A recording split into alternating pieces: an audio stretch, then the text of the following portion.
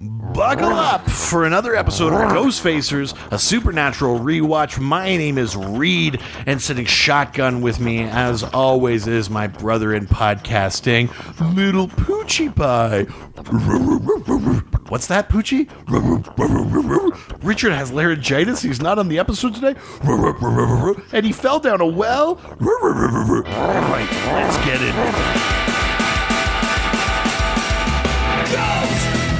We're facing ghosts, we're others, we're not, we're ghosts. Ghost facers, stay in the kitchen when the kitchen gets hot. Ghosts, ghost facers, we're facing nightmare, we're facing dread. Ghosts, ghost facers, we're facing faceless, we're facing dead. Welcome to Ghost Facers. Today we are discussing Season 9, Episode 5, Dog Dean Afternoon. And yeah, if you're listening, something doesn't feel right, does it? No, that's right. Tonight I'm in the Richard position, and joining me as a special guest, because Richard lost his voice, so subbing in tonight in the Reed position is my wife, Brenda. Hey. Welcome to Ghost Facers. It's my first time on Ghost Facers. This is insane. It's your first time on Ghost Facers, and even maybe more importantly, it's your first episode of Supernatural, right? That is wrong. No? You had me watch the pilot with you. Oh, remember yes. when you started your rewatch? Yes, right. And you said, you'll love this. And we sat down and we watched it. And I said, this is for you. Yeah, that's right. But I'm happy to be a Richard stand-in at any time. I mean, you're on this one, like I said, because Richard has lost his voice, can't record. But I actually think it's worked out. This feels like a good episode to jump in on. It's relatively standalone. It's relatively silly. It's not like the height of brother drama. And there's not a crazy monster lore that I need to be at all aware of. Yeah, it's pretty... And I love animals. It's pretty straightforward. Okay, so you've seen the pilot, and you've seen this. Other than that, like, what's your perception of Supernatural? Like, do you remember this show having been on the air? Like, did you have friends that were into it? To be completely honest, until you started this podcast with Richard, I had no idea about Supernatural. None whatsoever. None of my friends watched it. It wasn't a genre that I was into. It was a very big gap in my knowledge. And then when I watched it with you, and you know me, I like a lot of silly things. I like Disney. I like things that are a little far-fetched at times. And I don't know, but watching it, I just kind of went, And then that was it. And you kind of left me alone about it. But as we were watching it tonight, there were a few times where I just looked at you with like a sly smile on my face. Yeah. But I didn't hate this. I actually quite enjoyed sitting with you watching it. Maybe because I have a soft spot for German Shepherds. Maybe because I have a soft spot for animals. And also Jansen Ackles. Well, I mean, listen. Let's be honest. As a, friend of the show, Lucretia Lyon has said repeatedly, you're either a Dean girl or a lesbian. Yes. That is fair. And how I started rewatching or watching for the first time Gilmore Girls? Right. And I came up to you. Oh, yeah, because Jared's on there. Yeah. But his character's name is Dean. Yeah, his character's name is Dean, and I hate him. Yeah. I hate him.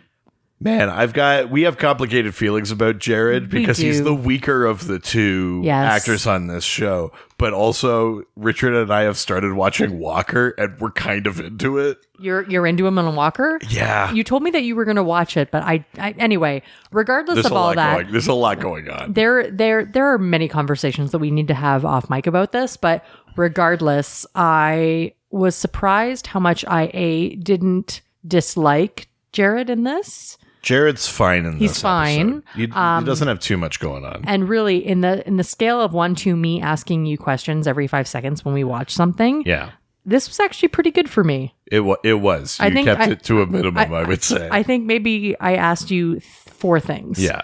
which is huge. Yeah, that's good for pretty us. good. Yeah. Yeah. Right. So, like I said, today's episode is called Dog Dean Afternoon. This episode was originally aired on November 5th, 2013.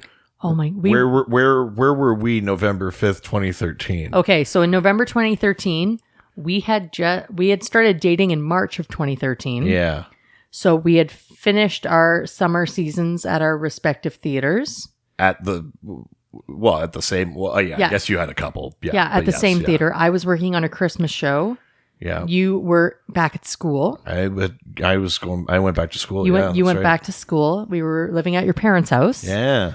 And that's where we were at this time. Well, there you go. We could have cuddled up one night to watch Dog Dean Afternoon. And we chose not to. But we didn't. No, not at all. Well, November 5th, that's near your birthday. It's close enough. Yeah. So there you go. Yeah. Remember Dog Dean in November. Great. November 5th. Let's patent that. This episode. Let's be for Vendetta that, shall we? This episode was written by Eric Carmelo and Nicole Snyder. It was directed by Tim Andrew. Guess how many people watched this episode? 1.2 million. 1.2 million is your guess. And I believe... Oh, hang on. I did look it up. No, 2.15 million. Oh, wow. Pretty good, actually. Not bad. We're still hovering above 2 million, which is not bad. The pilot episode was like 5 million. And then it's like declined. And through season 6 and even 7, it was like in the ones. Well, but we've climbed back out of that. We're in the steadily in the 2 million-ish range. Well, you and Richard have both said to me that if I choose to hop back in, sure, that I should watch the first season and then come back around season 5. No. I think that's what Richard said. No. The rule of thumb is seasons 1 to 5 are a story. Season 6, the show is trying to find its feet. Season 7 is entertaining. Season 8, we just finished a surprisingly weak first half. But by the end of season 8, it's finding, like, the new version of the show is finding its stride. And then, like, season 9, 10, 11 are all pretty strong. So it's like... I think there's a dip in 12, 13, and then 14, 15 are, like, really strong again. So it's like the 2010s of South Park. Yeah? Yeah. I guess? Yeah. Yeah. But yeah, so 2.15 million, not bad there. We're going to go ahead to a little segment that we call International Titles. So, this show plays in a bunch of countries, and sometimes the titles are pretty wacky. So we've got 2 titles here. I just want you to take a stab based on like stereotypes of the cultures and try and guess what these titles are. So the first one, the German title for Dog Dean Afternoon. Oh, man. My very basic German is not good. Well, don't say it in German. Say it in English. Oh. Dog Dean Afternoon. Dean has a dog in the middle of the day. Listen, that's very German, very direct, but they went even simpler than that. It's just called Hundstage, dog days. Oh, well, there we go. Just dog days. Well, there you go. Nice and easy. And then the other one that we've got, we always have a Hungarian title. This one, I don't understand, if I'm being honest. Yeah. The dog is named Dean today? ? You are, I'd say, remarkably close. The Hungarian title is My Dog, Jerry Dean. Oh, but is there a question mark at the end? No. Oh, see, it's just called My Dog, Jerry Dean, but I don't know where Jerry comes from. Well, Jerry Lewis, Dean Martin. Oh, sorry, hang on.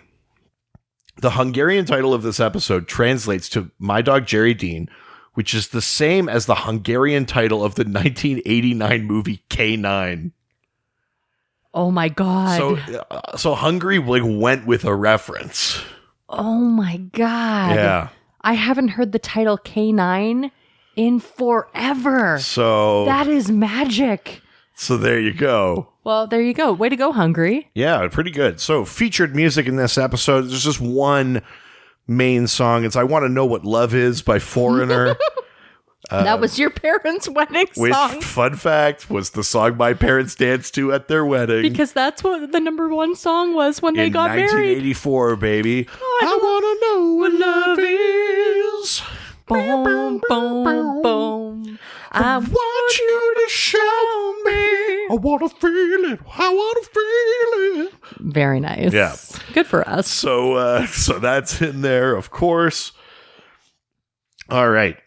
And the TV Guide describes this episode as, while investigating two bizarre murders, Sam and Dean realize that there's an eyewitness to both gruesome deaths, a German Shepherd. Yes. Anxious to find out if they're dealing with a witch, a skinwalker, or other supernatural monster, the guys look up a spell that could let Dean communicate with the dog. Unfortunately, the spell comes with side effects that no one saw coming. Womp, womp, womp. Yeah. So before we get into that, let's go to Dad's journal and learn a little bit about the real world lore. Let's see what the lore says about animal telepathy. Okay. Can I just take a moment? Yes. And go on a side tangent? Yeah. The start of a segment's a good spot for that. You're welcome. Good. As we were watching this, you talk about the lore, it made me think of a Bones episode. Okay. Where a pathologist doctor in the Washington outskirts, very Deliverance-esque, is eating people's hearts and arms and shit to get their strength or their knowledge or their wisdom. And that is a relatively... And it's all very rooted in Native American archetypes. There's a relatively common worldwide lore idea of like consume of the flesh, gain of the power kind of thing. That's in a lot of cultures. Yeah. You see that in all sorts of things. So like when you talk about the lore, like I know you're going to dive into it, but the whole time I was like, did Bones get it from here? Well, I mean, they probably both got it just from the fact that it's out there. There's there's quite a bit. Especially very rooted in Native American folklore, Native American stories and medicine, that sort of stuff, because that's where that spell, spoiler alert, that's where the spell comes from, right? Yeah, the spell in this episode Is claims Inuit. to be Inuit. Yeah. Which it could be, but yeah, so animal telepathy is basically like the power Dean gains in this episode. And it's a thing like... He Dr. Doolittle's. Totally. It's in pop culture. It's in other things. I always think of... There's an old Far Side comic where this inventor finally cracks a helmet that translates dogs. And they're all just going, hey, hey, hey, hey, hey, hey, hey, hey, hey. That's all they say. Yeah. So I always think of that.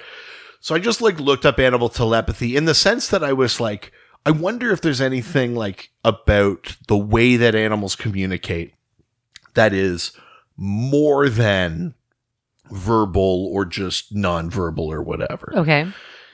Some animals have like very sensitive receptors to things. They can feel vibrations. We know that like bees communicate by movement, right? Like by dance. Well, and then there's like sonar, and there's pieces where they feel vibrations from each other and all that fun stuff. There's all that kind of stuff.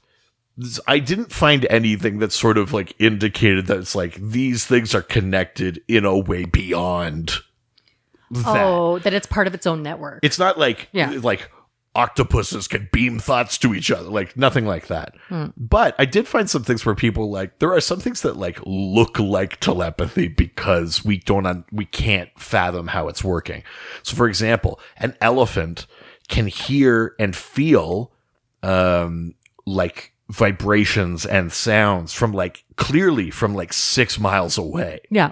So they could hear another elephant communicating in either a verbal or like a nonverbal way. But like you would be standing next to the elephant hearing it. You would hear nothing. Yeah. It's so far away. But the elephant is just more attuned, like at a more sensitive level. Well, so to us, it's like, how would that elephant know the other elephant said something? And it's like, it just heard it the normal way. It just has better ears than us. Well, basically, like elephants are really receptive that way because they can smell water.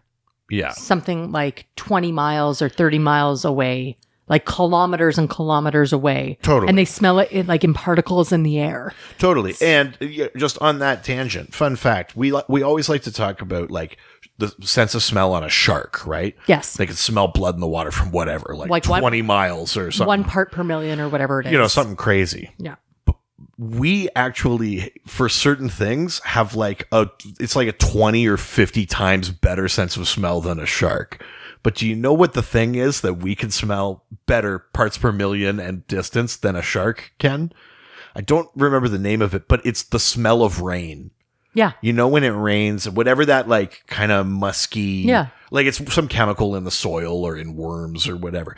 We smell that better than sharks smell blood. Fun fact. That tracks. I did, however, as I was looking up animal telepathy, there's no basis for it other than animals just having better versions of regular senses. However, there are a lot of people that like go all in on thinking that they are telepathically like communing with their pets. Oh, yeah. And when you read the stuff, they go like, what they're really describing is just that animals operate on vibes. Yes. Which is true, but that's not telepathy. It's not like you're not beaming like a concrete, discrete thought. Like we all can sense vibes. You know what I mean? They're just like, be positive and they'll be positive. It's like, yeah, that's everyone, you know?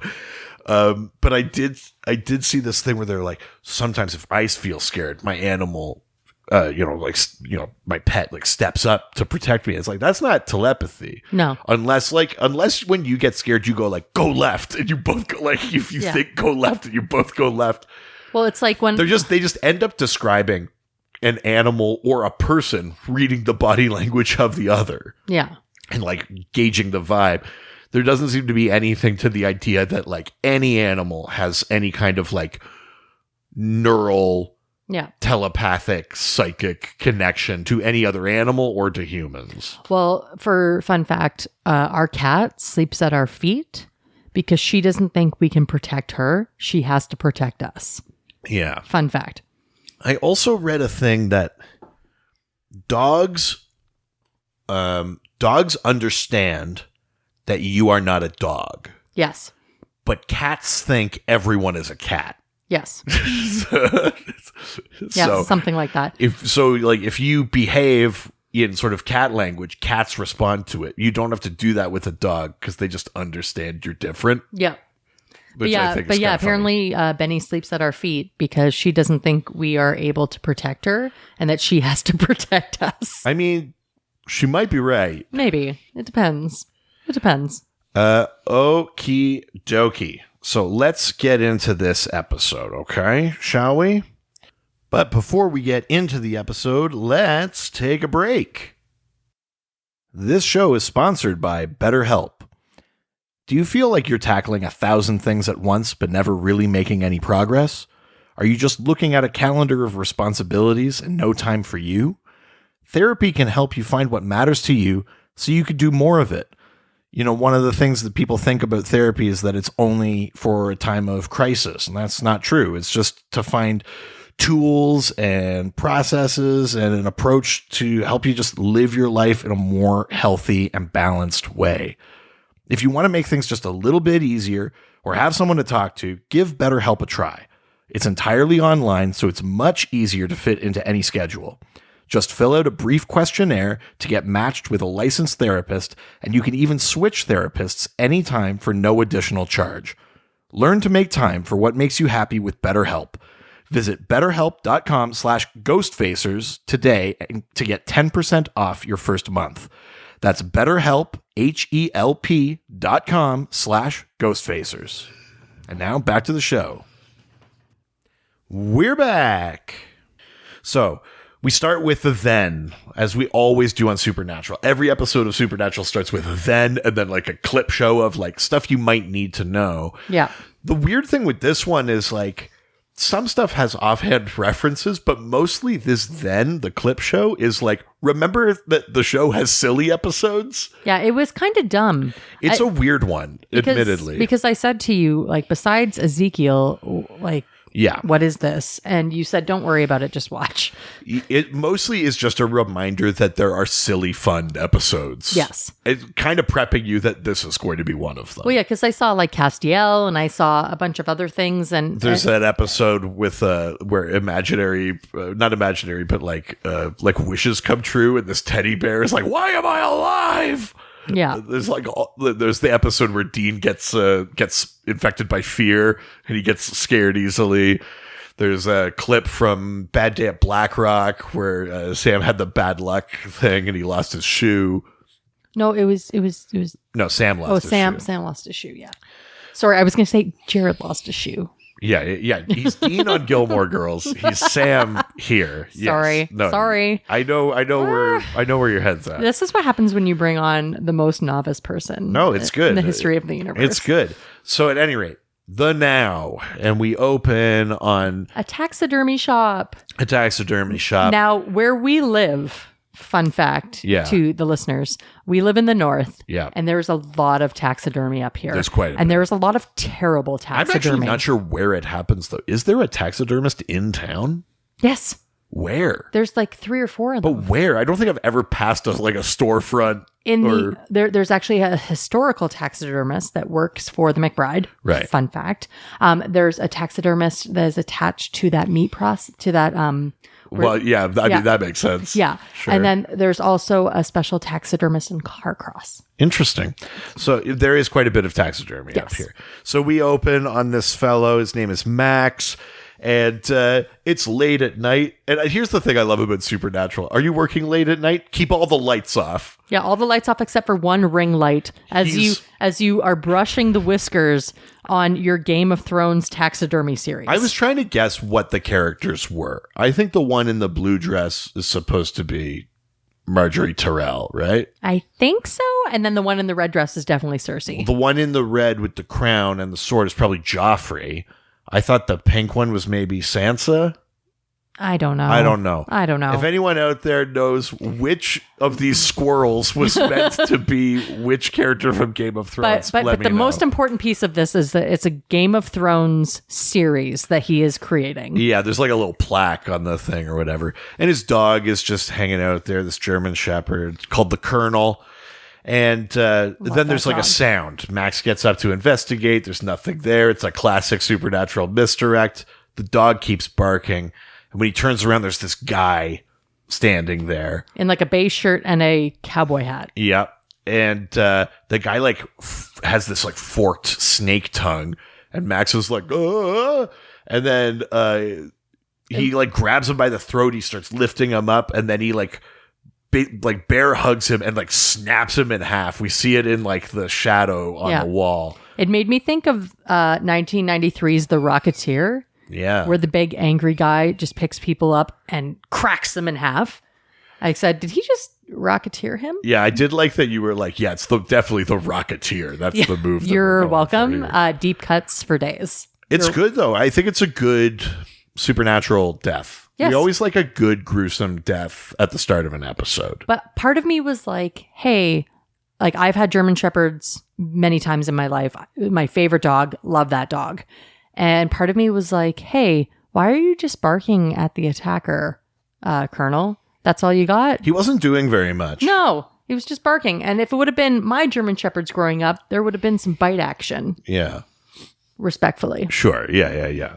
Respect to the So at any rate, that's our cold open. We get the title card. And when we come back, Dean and Sam are in the bunker. They're hanging out. And Sam is like, I feel so goddamn good. And Dean's like, are you sure you feel good? Are you sure you don't feel like there's not an angel in you? Yeah. Anyway, everything's fine here. Well, and I love Sam. He's like, I had 3 days of 8-hour sleeps. That's like 20 hours for a hunter. And I was like, I mean, he's only off by 4 hours hang on. 3 days of 8 hours sleep? Yeah. Oh, he's saying each 8 hour sleep is like sleeping for 20 hours. Yeah. I was going to say, hang on, that's 24 hours. Yeah. I was going to say, you're pretty, but you're not smart. But anyway. Sam is the smart one. You don't know this because you haven't been watching, but he's pre-law. Oh, well, thank God. So I missed it. Sorry. He's glistening with pre-law. So we're But he also lost a shoe. So, Yeah. Anyway, continue. And Sam is like, hey, this taxidermist got killed. We should go check it out. And Dean's like, you got to rest. Dean is like so bad at playing it cool. Oh, yeah, he has no chill. That Ezekiel is like in Sam. Yeah. And Sam's like, I feel fine. And Dean's like, okay, I guess we'll go do our job. Yeah, we'll drive for 2 hours to Oklahoma. Well, because they're in Lawrence, Kansas. That's where the bunker is. Okay. They're in Kansas, so they're not far. Yeah, so they have to drive to Okie. They drive to Enid, Oklahoma. Not the Bare Naked Ladies song. No. Enid, we barely knew it's Oklahoma anyway. And they show up at the taxidermist shop. And it's obviously the cops are there and stuff like that. They come in, they play at being the feds. Well, but before they walk in, they see Die Scum painted on this taxidermist door. And there's this, what Sam thinks is a Wiccan symbol with a paw print. It's like an upside down triangle with a paw print. In the paint. Yeah. When I saw that Die Scum, it made me think of the Simpsons when Sideshow Bob gets parole. He's like, no, it's German. It says the bar to the. That's what I thought of. So they go in, they're being the feds. This like sheriff has like weirdly low energy to me. And he also has like dumb energy. Here's my problem with it. Like, but we need all sorts of day players on this show. But this guy comes in with such a specific low energy that I'm like, this guy's the killer.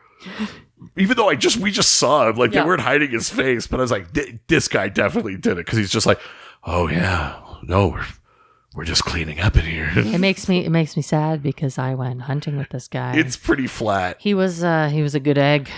And then we move over to the other friend. So Sam goes to investigate like the scene. Yeah. And Dean talks to this other guy who found the body. And this is the guy that like comes to pick up the entrails. Like he's the biohazard. Hey, if you've been listening to Ghostfacers for a while, this is where Richard and I would insert our classic characters biohazard sign guys. But at any rate, this guy's like, yeah, it's crazy. I come on Wednesdays and Sundays to pick up all the organs. And today's a Sunday and there are no organs. Which is very weird because there's so much hunting on Saturday. Yeah. It should be overflowing with entrails. Yeah. And, but nothing else has been taken. No, nothing. Cash is in the register. Safe hasn't been tampered with. The only thing that is missing is the organs. And they're like, okay, that's weird. So, and they're like, well, no one else was here other than the colonel, the dog, and we see the dog being like taken away by the Humane Society, which made me so sad. And Sam and Dean are like, all right, well, we got to go figure this out. And I do like Dean being like, we got to investigate somewhere else. All these like taxidermy animals are giving me the creeps. Yeah, because an owl's staring into his soul. An owl's looking at him and he just doesn't like it. Yeah. So they head to the shadiest ass motel. Like, welcome to Supernatural. Is this a regular thing? Always a motel. Only motels, I would argue. But like the worst of the worst? Always. Okay. This is the hunter lifestyle. Okay, so you're on the road. They don't have a You're decent... staying somewhere with a magic fingers massage. They don't have a per diem? No, they don't. These guys keep themselves afloat by sharking pool and committing routine credit card fraud. Okay. They are fully off the grid criminals, basically. All right. Yeah. Vigilante justice. Except that now they have a secret bunker full of all of the lore of magic. Okay. That was where we saw them at the beginning of the episode. Okay. Is their new secret bunker, which is now kind of like their home base, which they never had before basically the end of last season. Okay. Can I ask one more question? Yeah. Okay. Through this time, they say we should talk to Kevin. Who the hell is Kevin? Kevin Tran. So a couple seasons ago, we're introduced to Kevin. He is a prophet of the Lord. He's a regular person who is given the power of being a prophet. And he has helped them to decipher. There are these tablets that tell you like how to deal with demons or angels and stuff. He's basically a person who can like wield the word of God, essentially, for knowledge's sake. So he's like a Bembridge scholar for the lore. Yeah, sort of. Yeah. Yeah. And they've been Kevin's had a rough time, and so they're trying to like keep him busy, basically. Okay. So Kevin's not in this episode, but we do talk to him and about him a couple of times. Okay, thank you. So in this motel, Sam is like, guess what? It wasn't a pagan symbol. It's Snart. It's snart, which is this one town's version of PETA. And snart stands for showing no animal rough treatment. And so stupid. Sam and Dean we cut to this vegan bakery. Oh man. And I do this is such a necessary thing in Supernatural because Dean is like, for Dean to say it. Dean is a burger freak. He's a fucking pie slut. Yeah. Dean loves gross, greasy food. And Dean has so much like contempt for this vegan bakery. But they go in and they talk to the owners who are wearing sunglasses inside. And they say only 2 people wear sunglasses indoors. Yeah. Blind people and douchebags. Yeah. Yeah. Gay people and big fat party animals. And Bart doesn't look like a big fat party animal. So they go and talk to them and they're like, oh, you guys are snart, huh? So did you kill the taxidermist? Because he's fucking dead. And they're like, oh, shit. They sit them down. They're like, no, we just like hate hunters because we live somewhere where we don't understand it. My perspective on hunters has changed so much since we moved to the north. Right? Because I would have been like, yeah, hunting fucking sucks. And now I'm like, well, it's cultural. Well, and you can do it respectfully. It's fine. But that's like, the thing is now we live where we people actually like understand it. Well, because we live where people actually hunt respectfully. Where we used to live, Yes. people hunted because they were douchebags. Yes, totally. Yeah. But anyway, all that aside, so they're sitting there and saying, oh, well, while we were tagging the front door, we heard hissing. Yeah. So we ran away and then someone maced us in the face. That's why we have to wear our sunglasses inside. And they take their sunglasses off and they look fucking awful. Yeah. It's like pus-ridden eyes. Like that's not mace eyes. Yeah, it's bad. And when we cut back to, I guess it's Sam doing research back at the motel again. Yes. He's like, it's definitely not mace. He's It's like, snake venom. it's probably venom. So Dean's like, what? It's like a snake monster? And he's like, well, the taxidermist was constricted. They heard a hissing sound. They got venom in the face. But he goes, it doesn't make sense because like a snake either has venom or it constricts. They don't do both. Yeah. Dean's like, I don't know, like even bigger snake monster. Dean is not the brains of the operation. No, definitely not. No, he's the hot hammer, I find. I mean, yes. Yes. Yeah. Very much. The original tagline for this show in the marketing was hot guys, hot show. Love that. Yeah. That's accurate. I mean, you weren't here for season 6, or as I called it, the summer of Sam or the winter of my pitch a tent. Because Sam got so hot in season 6. It was crazy. That's dogs and cats living together. The whole world turned upside down. So, but now they're talking about, hey, you know where we should go? We should go back to... Oh, wait, no. No, we cut now to the animal shelter. The animal shelter. And some weird stoned kid is at the front. Yeah. Buddy guy who is the snake monster. Yeah, Wish.com Jonah Hill is sitting at the front desk here. And Buddy guy walks in with his hat on and he hands the kid $100. Yeah. And the kid goes, I thought you were going to be here earlier. But then he's like, with the money, he's like, all right, whatever. Walk into the back with that sack that I won't ask questions about. Yeah, he has like a burlap weird sack. And he goes in the back. He walks by all the dogs, including the Colonel. Yeah, the Colonel's there watching him, barking at him. Well, and then like when the guy looks at him, the Colonel gives like a... Yeah. Yeah. Which I'm like, Colonel... Anyway... So he heads back to where the kitty cats are, and this fucking kills me because I love cats. Yeah. So he starts pulling cats out into the bag, and then he takes one. By the way, listeners, it's been a while. If you got pussy pics to send us, you can hit us up at Ghostfacers on Instagram. Pardon? Pictures of your cats. We've been asking for pussy pics from people. Pictures of their cats. All right, that's something I know now. Yeah. All right. Are you going to share a picture of your pussy? Well, that's kind of private. Well, if you're going to be asking, you might as well, meet them. Oh, this is not reciprocal in any way. AKA podcasting. All right. So he's, sit down and listen to me. So he's pulling cats out, putting them in a bag, but then he uses the last cat. Yeah. And he fucking unhinges his jaw. And he eats it. But Buddy guy at the front, stoned Buddy Jonah Hill in the front, goes, "Oh, I'm hearing a lot of weird things back there." Yeah, should I have let the strange man back there for $100? Yeah, so he heads back, and what does he walk into? Unhinged Jaw eating a cat. And the guy's like, dude, I thought you worked for a perfume company. And it's like, what did you think he was doing back there? Well, precisely. He went back with a sack. Do you think he was just like excreting like glands into a burlap sack? Yeah. Like, what did he think was happening? So anyway, he goes to run away, forgets to... But the guy turns around and now has like cat eyes and claws grow. Yeah.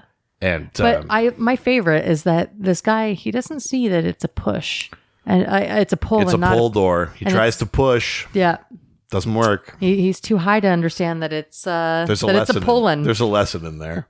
And he gets slashed in the face. He gets slashed across both sides and fucking dies. And then when we come to, we're there investigating the scene of his murder, and Sam and Dean are there, and so is the low energy sheriff, who's just, I don't know, this is pretty crazy, huh? So Sam and Dean are like, okay, so now we're investigating like a kitty cat monster or whatever.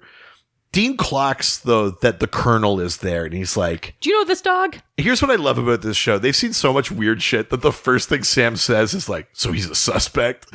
Like, this dog in the cage. Yeah, so they pull out this silver coin and put it on the dog. Because a shapeshifter or things like that, silver is their weakness. It would burn their skin. Oh, I see. If it was a shapeshifter. But Colonel's fine. Or like a skinwalker or something like that. Yeah, so Colonel's fine, and they're like, well, this may not be a suspect, but you know what he is?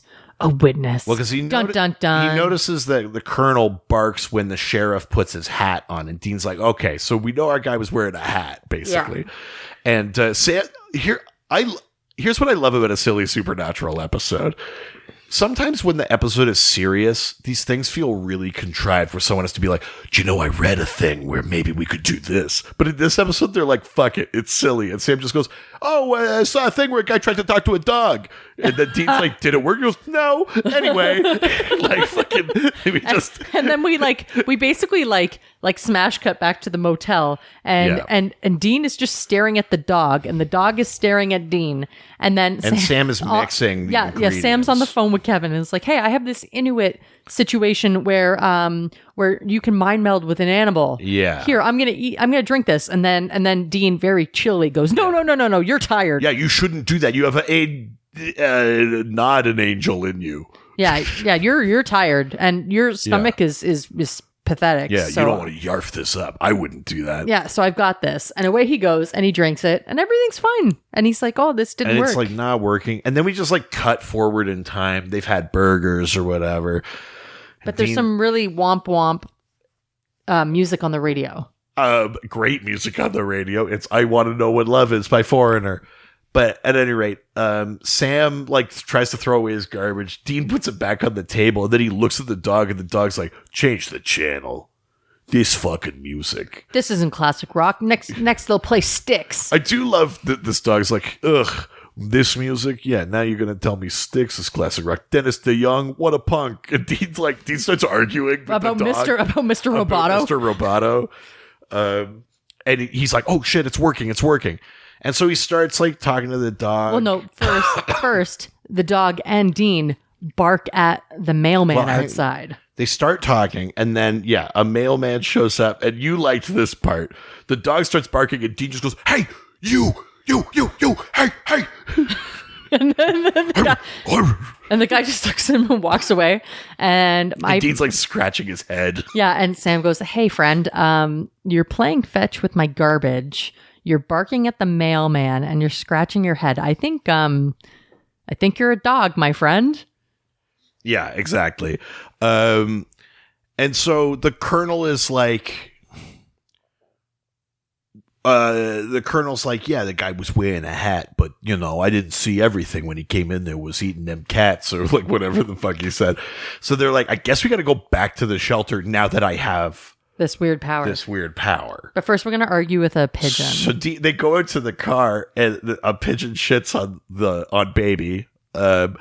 And Dean looks up and goes, "Hey!" And the pigeon's like, "Oh, screw you, douchebag!" Or like, and Dean does get into this shouting match. What I love about it is like people are looking at him, and Sam's like, "Come on, man, come on!" And then Dean pulls a gun on the pigeon. He's like, "You son of a bitch!" He's like, I did like that. I did enjoy that. It's pretty funny. Dean broad daylight pulling a gun on a pigeon is really good. Well, to be fair, the pigeon's like, "Oh, I'm working up a big one. Your car's going to be all white." Yeah, hope you like your car in white. Yeah, they drive over. Both Dean and the Colonel have their head out the window. It's awesome. Yeah. I'm not going to lie. Jensen Ackles plays this beautifully. Jensen is he's good at everything. He's a great actor, but he's particularly good at fun stuff. He refuses to let the Colonel stay in the car. Sam's like, the windows are all down. And Dean's like, do you think we like that? Do you think that's a treat? Do you think that's a nice treat for us? No, dog comes in.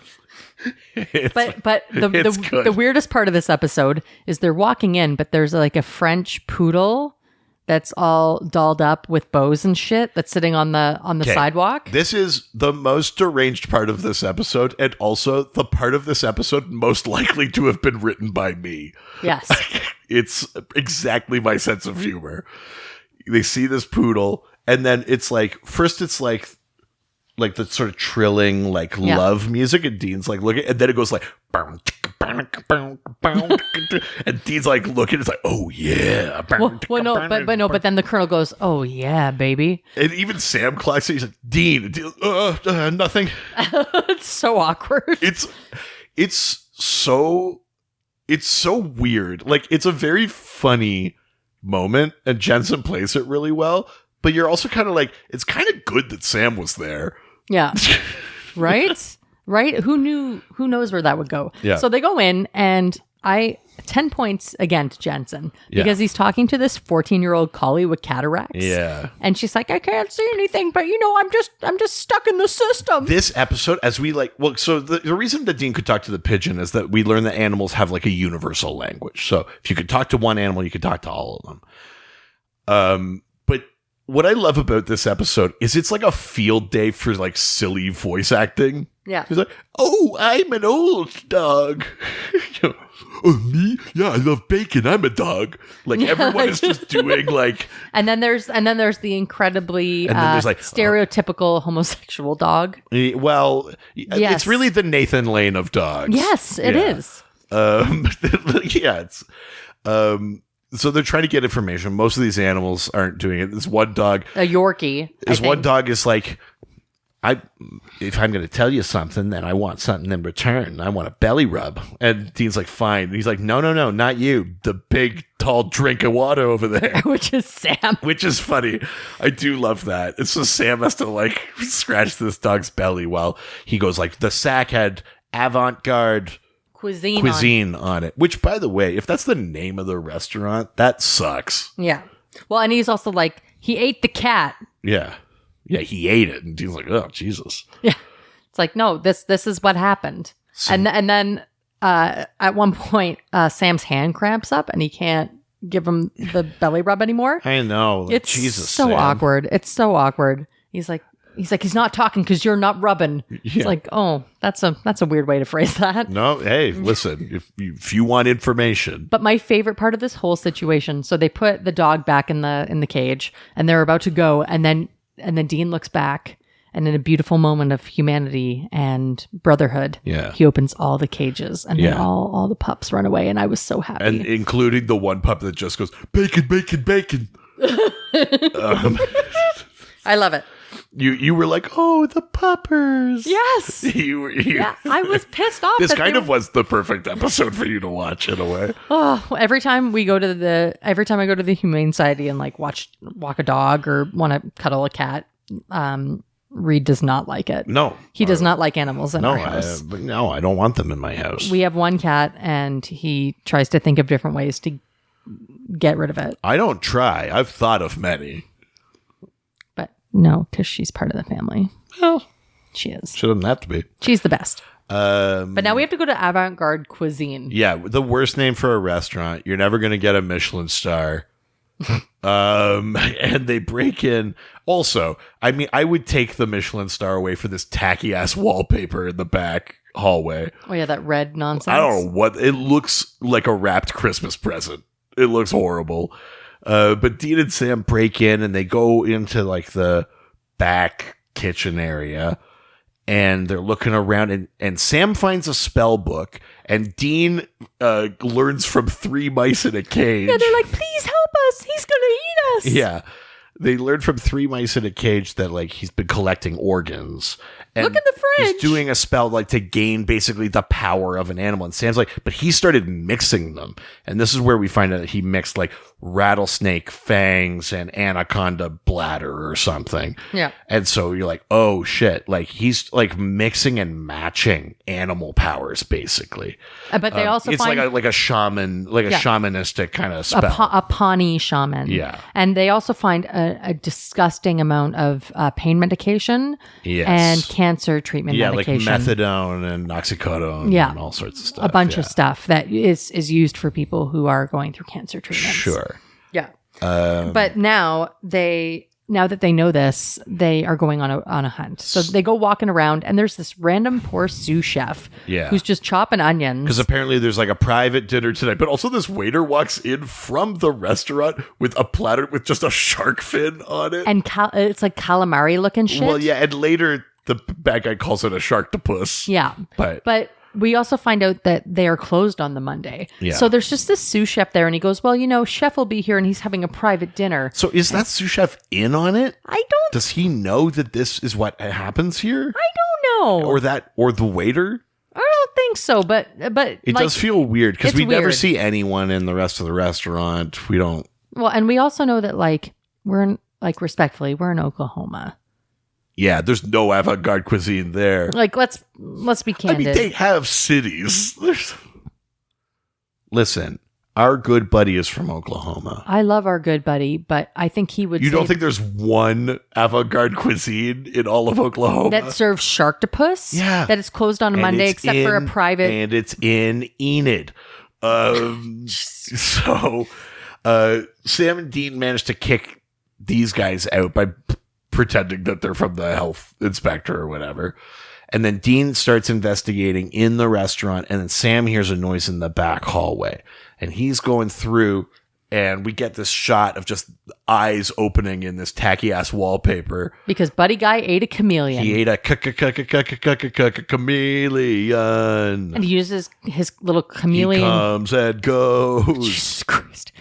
He pulls out his little chameleon claws and slashes Sam's throat. Yeah, he gets him, and Sam's bleeding out, and he's like stumbling, and he turns away from the guy, and he's like dying. And then we get the flash. Ezekiel takes over, heals his throat, and then disappears back inside again. Yeah, and Buddy Guy goes, oh, chameleons, they chase just like chicken. Yeah, and then Sam turns around fully healed, and the guy's like, what the fuck are you? Yeah, I'm gonna eat you, my friend. And he knocks him out, and he goes like, healing powers like that, like, you're my main course tonight. Yeah. Oh, yeah. This is where he says, like, to hell with the sharktopus. Yeah. Yeah, you're my main course. And so Dean finds them in the back and sneaks in. He gets way too close to shoot him. He should just shoot him. Well, and then the guy, like, Matrix styles out of the way and throws a cleaver at him. And at this time, so Dean, so Sam is unconscious on the floor. Yes. And Buddy Guy's just, like, chopping an onion. Well, he's still a chef. Ugh. Anyway. Although, that does imply that he's like prepping something, and then later he just fully eats like a wet wolf heart. Yes. So. But I guess like it doesn't matter. So anyway, he's going to saute Sam with some fava beans and a nice Chianti. Yeah, no, he's definitely going to Buffalo Bill him. Yeah. But then that's Hannibal Lecter, but. Isn't that it? I ate him with a nice fava beans and a nice Chianti. That's Hannibal Lecter. Yeah, you said Buffalo Bill. I know, but it's the same movie. Yeah, but it's not. Anyway, let's Buffalo billing him would be putting him down a well and handing him lotion. Let's not fight about this on the air, shall we? Jesus Christ! Or else I guess the hose again. But anyway, the chef Leo is his name. Yeah, he subdues Dean. Chef Leo would like go out, I'd say, on like the 5th episode of Hell's Kitchen. Yes. Hey, I don't buy that he's that good at this. He wouldn't be able to keep up with the demand. But he subdues Dean and ties him with like a bungee cord to to a pillar. Yeah. And they have a back and forth about how he has cancer. Well, because it's a stage 4 carcinoma. Because Chef Leo, when Dean walks in, goes like, "Why does it smell like dog in here?" He goes, "You smell like dog." And Dean's like, "What did you do to my brother?" He's like, "What is with you two? You smell like a dog. He can fucking heal." But Dean has that, like, it's that thing people say about dogs that, like, they can tell when you're sick or if you have cancer or whatever. Dean's like, "Oh no, you're dying." And he's like, "Yeah." And so I started dabbling in black magic, as you do. But then the cancer always comes back. But then I got the taste, and I just fucking love murder now. So yeah, what are you gonna do? At first they were collateral damage, but now I like it. And by the way, your brother can heal himself. What a weird fucking guy. He also says his mixing and matching like makes him stronger and makes the effects last longer. And he goes like, "Yeah, so I'm gonna eat the shit out of your brother. And he can cure me." And Dean finally like snaps loose while the chef is turned around going like, "And what spices shall I use?" Or, like, well, and whatever. then he eats the wolf heart, and he's like, "Wolf trumps dog." Yeah, he's gonna eat Dean. So he eats the wolf heart totally raw, and Dean breaks free and like knocks him over, but it's too late. He's eaten enough, and he's done the incantation. And he's got some weird fangs. Wolf teeth. And Dean runs, and this guy chases him, and Dean runs outside, and the guy runs out, and he goes, "Wolf beats dog." And Dean says, "Maybe, but not the pack," and he whistles. Every dog from the shelter has come, and they eat Chef and Leo. they just attack and kill Chef They full on Leo. Ramsay Bolton him. Well, I don't know that they fully consume him. They definitely kill him. Which is great. We don't know what their life is. We don't know. Yeah, I think it's maybe too dark to make the dogs like fully consume him. He tastes like bacon, maybe. Bacon. Precisely. That would be funny, actually. Just put that voice in that scene. Yeah, and then he heads back in and he wakes Sam up. Well, at first Sam's not waking up, and Dean has that line where he's like, "Don't make me lick your face." Yeah. Zeke, wake up. Smack. Sam wakes up, and he's like, "Am I okay? What happened?" And Dean's like, "Nothing happened. Everything's fine. Everyone's dead. Life is good. Let's go." And so they take the Colonel. Love this. Yeah. This dog who is the most boomer man of dogs. He really is like, he's like, "Oh shit, my dad says dog." Yes. Yeah. And so they take him to be adopted by the vegan bakers. Yeah, I'm going to be shitting wheatgrass for a week with these two. But I love it because there's like this very sweet moment between he and Dean. And he's like, dogs aren't meant to be man's best friend. Oh yeah. He's like, "You're an honorary dog, so I'll let you in on the secret."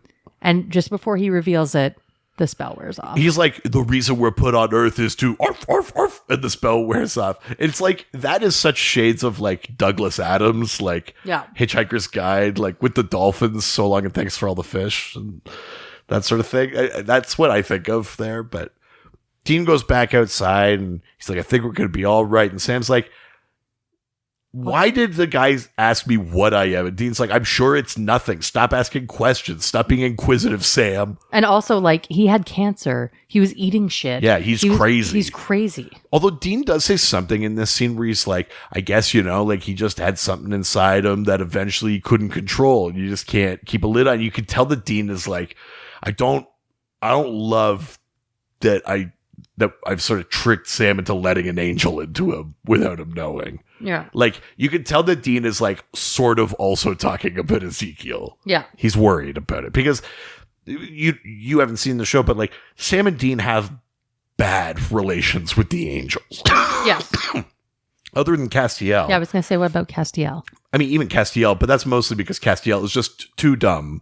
Yeah. But most of the angels fucking suck. Yeah. They're bad. They're not good. They can't be trusted. Well, and they have bad relations with them. So Dean was desperate enough to call on Ezekiel to try to heal Sam from the like sort of existential wounds Sam had suffered by trying to close the gates of hell last season. Yeah. And, thus far, Ezekiel living up to the deal, but like Dean doesn't trust, they're angels. You can't trust them. Yeah, exactly. Yeah. But Sam falls for it, and he's like, "Okay, Yeah, I guess everything's fine then. Let's drive away and leave this dog with the vegans. Drive away, and that is it. That's the end of the episode. So, before we talk about our final thoughts, let's take a little break. And we're back. What did you think of this episode? Give me your final thoughts, and then rank this episode out of 5 whatevers you want. Okay. I liked this episode because for me as a sort of noob coming in, it was easy to follow.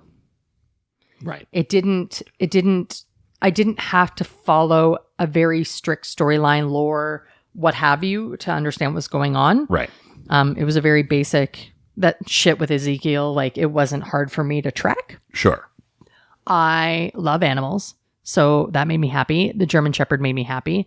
And Jansen Ackles being a bit of a dork, a derp made me happy as well. Yeah. So overall, I enjoyed spending this hour with you watching this show. Thank you. So then what would you rank this out of 5? I would rank it, I would rank it 4 out of 5 hot bodies. 4 out of 5 hot bodies? Yeah. Nice. If there was a shirtless Jansen Ackles, it would have been 5. Or if there would have been an epic, like, actual fight. You know how when you and I There's watch... not much actual fighting. Yeah, in this you know, episode. like you and I, when we were watching James Bond or Yeah. when we watch, you know, like an 80s action movie, we sort of hang our hat on a good action sequence. Totally. There wasn't a lot of that this time. That's fair. Besides Rocketeer crushing, there wasn't a lot that made me go like, ooh. No, that's true. But it was solid. It's a good point. It was solid. There was no...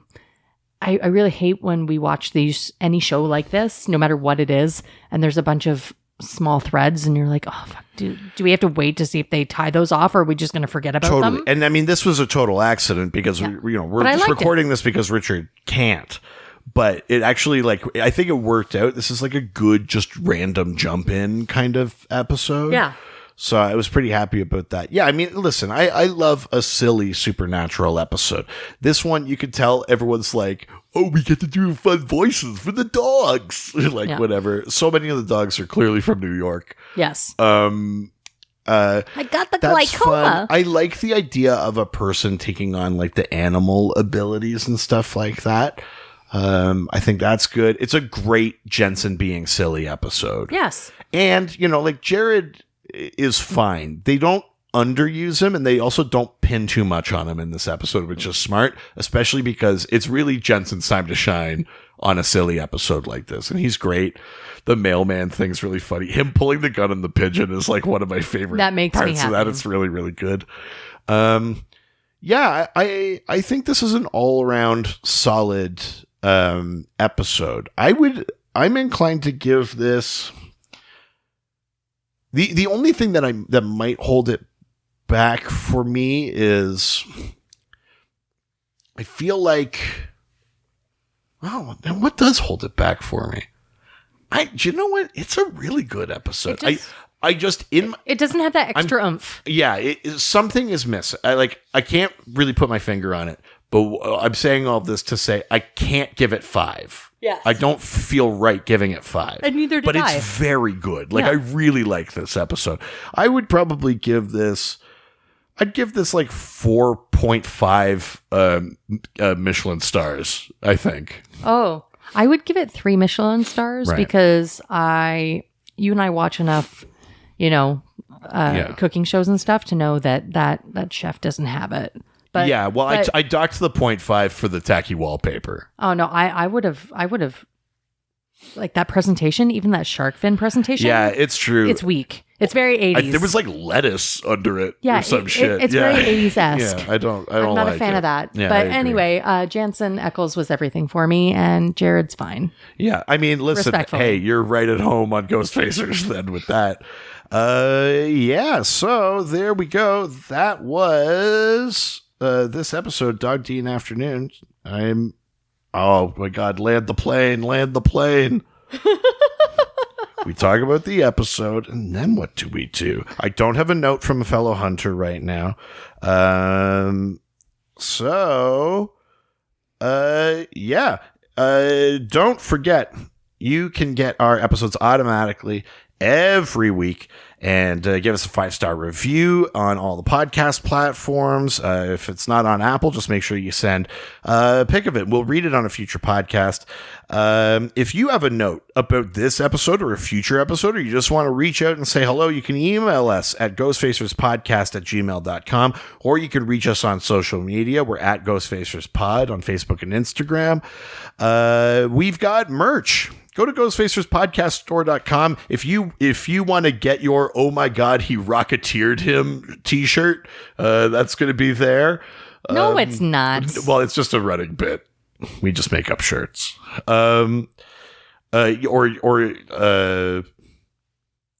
Or no, here's the shirt. It's the I eat pussy, but it's just the guy swallowing a cat. That's the shirt. Wow. Yeah, and if you like all of this great content, you might like our other show, the Dr. DC podcast, where we talk about comic books. If you like how we talk about lore and stuff over here, you might like that stuff over there. And hey, if you want to keep this going, we have even more supernatural stuff for you. Go to patreon.com/ghostfacers.